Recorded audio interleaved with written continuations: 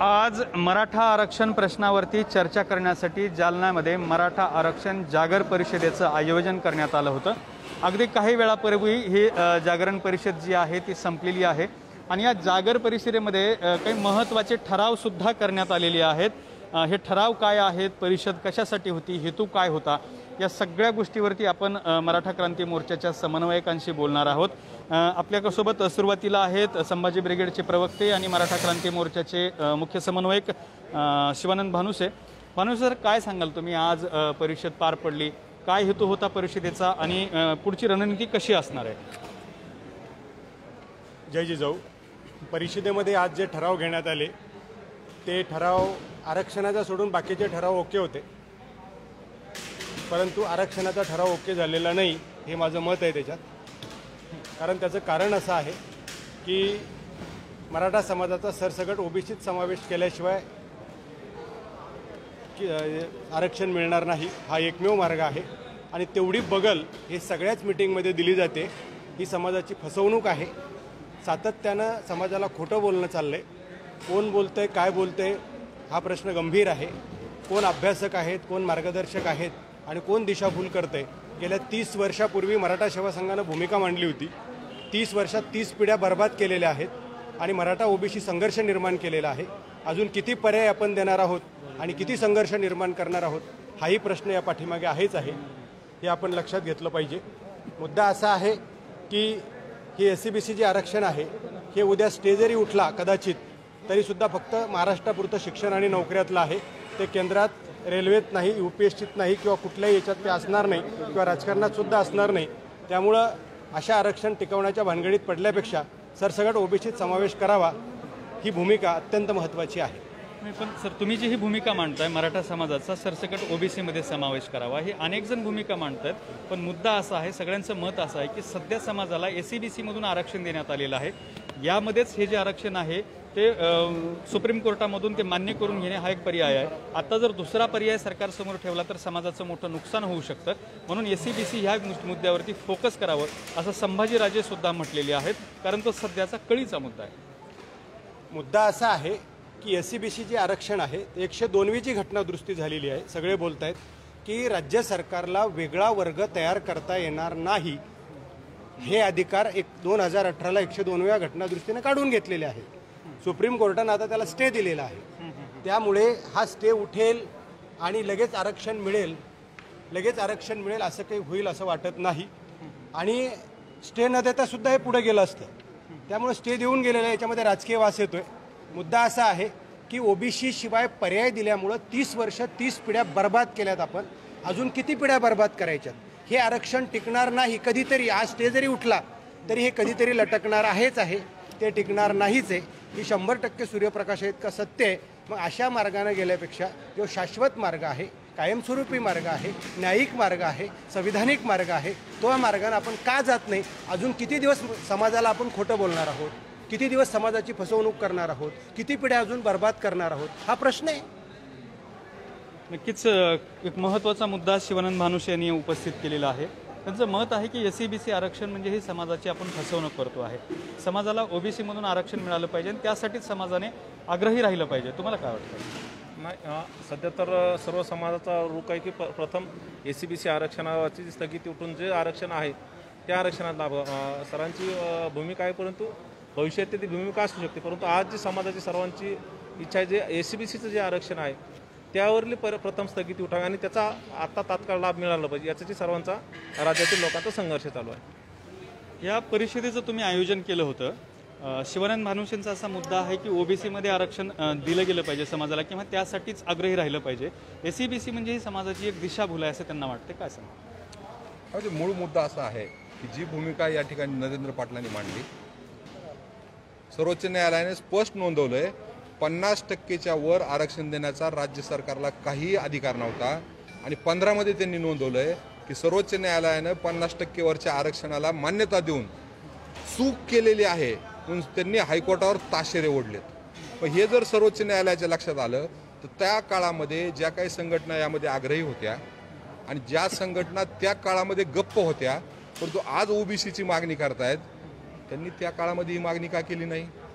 म्हणून जे संभाजीराजे म्हणतायत तोच विषय बरोबर आहे की समाजाच्या हिताचा व्यापक विचार करायचा आहे आपल्याला का फक्त राजकारणाचा विचार करायचा आहे.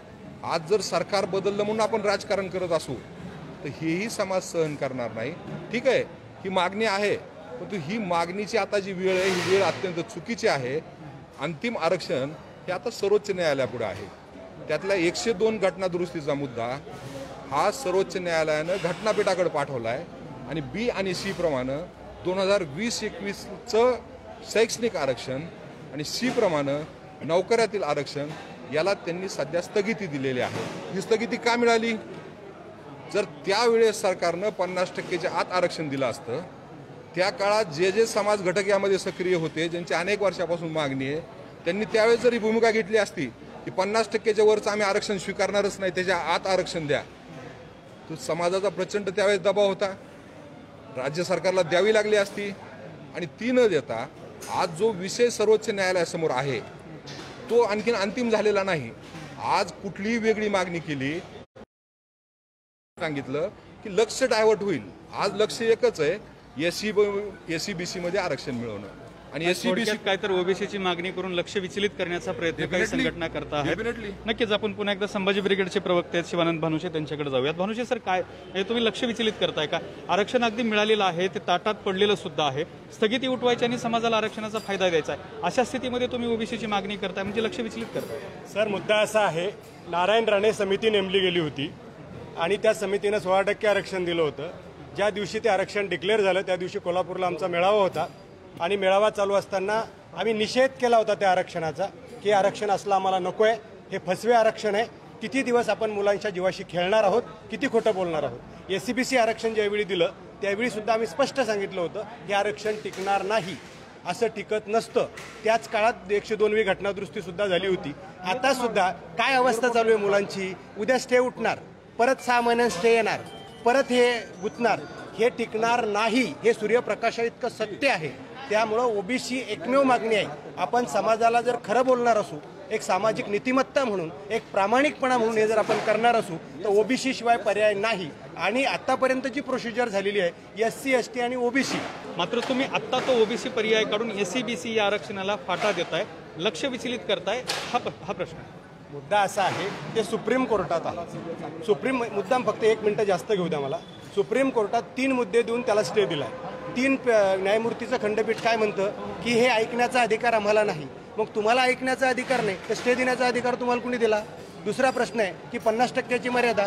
50%ची मर्यादा तर ऑलरेडी EWS आणि तामिळनाडू आणि इतर राज्यात ओलांडलीच आहे. मग इथंच होतं का तेही घटनापीठालाच ठरवू द्यायचं असतं ना. किंवा ओपनवर अन्याय होतो. EWS आरक्षण आल्यामुळे ओपनमध्ये कुठली जात येते? ब्राह्मण सुद्धा EWS मध्ये गेलेत. त्यामुळे ओपनवर अन्याय होण्याचा काही प्रश्न नाही. इथे राजकीय वास येतो. हा स्टे ठरवून दिला गेलेला आहे. इथं जर बीजेपीचं सरकार असतं कदाचित तर स्टे न देता ते पुढे गेलं असतं. इथं बीजेपीचं सरकार नाही म्हणून स्टे देऊन गेलं. आता परत त्याच 3 न्यायमूर्ती पुढे उद्या सुनावणी आहे. आता ज्यांनी अगोदर ठरवून तुम्हाला स्टे दिलाय ते का म्हणून व्याकरण करणार आहे आणि केला तरी त्याची काय शाश्वती आहे?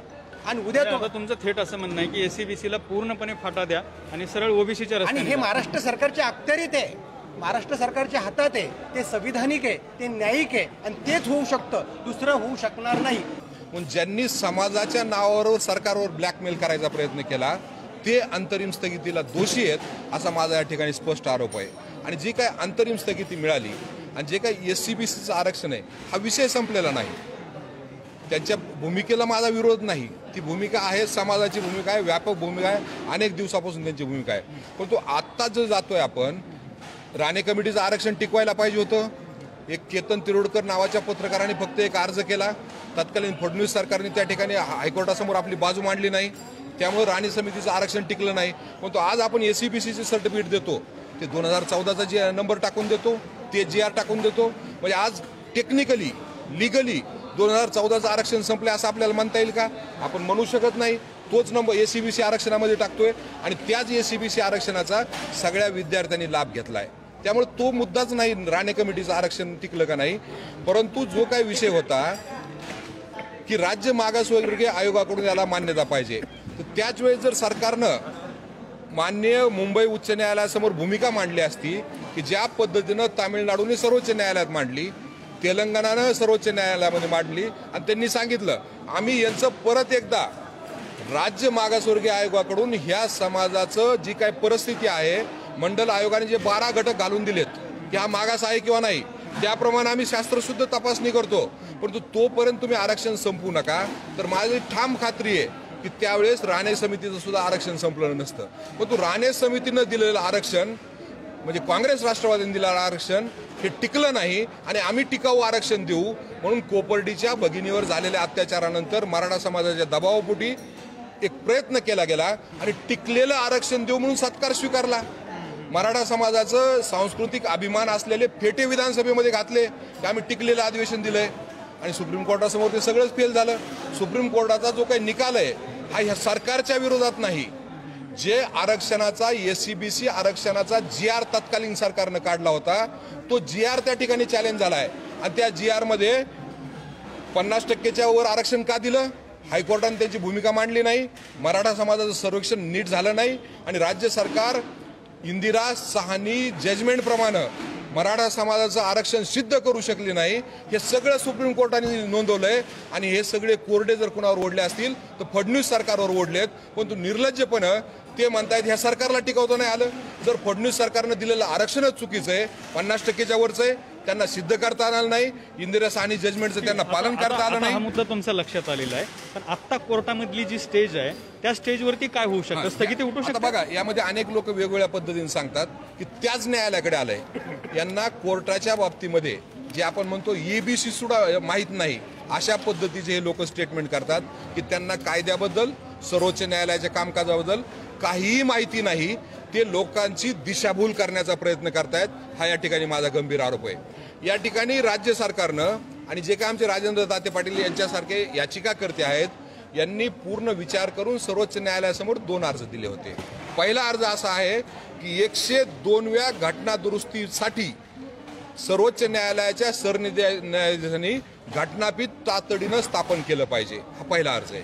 कारण जोपर्यंत सर्वोच्च न्यायालयाचे सरन्यायाधीश घटनापीठ स्थापन करता येत नाहीत, कारण रोस्टर जे सर्वोच्च न्यायालयाचं आहे. दाते पाटलांचं नाव घेतलं म्हणून तुम्हाला करेक्ट करतो. सुरुवातीला दाते पाटलांचाच घटनापीठ स्थापन करायलाच विरोध होता. बरोबर आहे, बरोबर आहे. त्या विरोधाला माझा पाठिंबा आहे. म्हणून मी त्यापूर्वी तुम्हाला सांगितलं की ज्यांनी घटनापीठाकडे हा विषय पाठवलाय त्यांनी मराठा समाजाला खोड्यात पकडलंय. जर त्या काळामध्ये घटनापीठाकडे हा विषय पाठवला नसता तर B आणि C जी अंतरिम स्थगिती आली ही स्थगिती त्या ठिकाणी आली नसती. हा माझं पूर्वी सांगितलं मी तुम्हाला. म्हणून राजेंद्र दाते पाटील म्हणतात त्याला माझा पूर्ण पाठिंबा आहे. हा विषय घटनापीठाकडे पाठवायचा अर्ज करायला नव्हता पाहिजे आणि ज्याला पहिला ज्यांनी अर्ज केलाय तो मराठा समाजाच्या पापाचा या ठिकाणी धनी आहे, या ठिकाणी मी सांगतो. आणि आता जो दुसरा अर्ज राज्य सरकारने या ठिकाणी केला तो B आणि C याच्यावरला स्टे उठवा. कारण कायद्याचं ज्यांना ज्ञानच नसतंय ते काही सांगू शकतात. एकदा हा विषय प्रमाणे घटनापीठाकडे गेला तर घटनापीठ B आणि C वरली स्थगिती उठवू शकत नाही. ही स्थगिती अंतिम हिअरिंग पर्यंत राहील. मग 2020-21ला ज्यांचे ऍडमिशन संपलेत, 9 तारखेपूर्वी ज्यांचे राऊंड कंप्लीट झाले त्यांचं काय, वेगवेगळ्या क्षेत्रामध्ये ज्यांना प्रवेश मिळाला आहे त्यांचं काय, आणि ज्यांनी नोकरीची प्रोसेस चालू झाली, जाहिरात दिली, नोकरीची प्रोसेस चालू झाली, तर 9 सप्टेंबरपूर्वी ज्यांच्या MPSCचा विषय असेल, MSABचा विषय असेल किंवा इतर वेगवेगळ्या सेक्टरमध्ये ज्यांना नोकऱ्या ऑफर झाल्यात फक्त रुजू करून घेतलेलं नाही. जाहिराती दिल्यात, इंटरव्ह्यू झालेत, पण त्यांना थांबवलं. या लोकांना असंच वाऱ्यावर सोडून द्यायचं का? त्याच्यासाठी एकच मार्ग आहे ज्याला आपण रिव्ह्यू पिटिशन म्हणतो.